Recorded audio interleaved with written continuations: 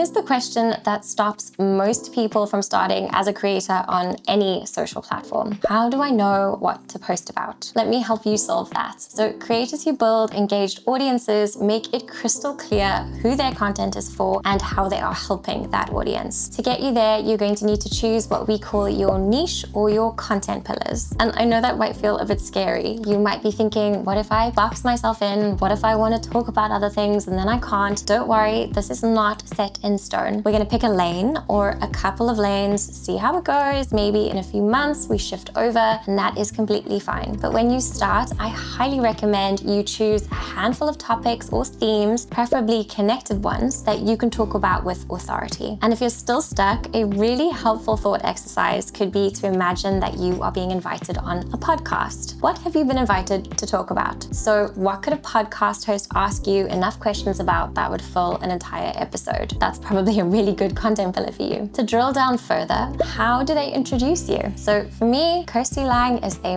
marketer and content creator who works remotely. She is obsessed with productivity and tools. So my pillars are social media, remote work, productivity, software and tools, and my home office setup. Now that is quite broad, but do you notice how all of these things are connected and there is quite a bit of overlap between them? So for example, I can talk about my creator tool stack, or I can talk about the productivity systems I use for working remotely. So when it comes to finding your own content pillars, you don't have to have the answer here right away. And I can pretty much guarantee that your pillars are going to evolve over the next few weeks and months as you learn. This is totally fine and expected. They are what I like to call your first pancake pillars. So you know how the first pancake is always a little bit wonky. It's never perfect. You're still figuring out the heat and the timing, how much batter to use. We don't expect your first pillars or your pancake to be incredible. Who knows, maybe they will be. That's amazing. But you're not going to know until you pour the batter into the pan and start cooking.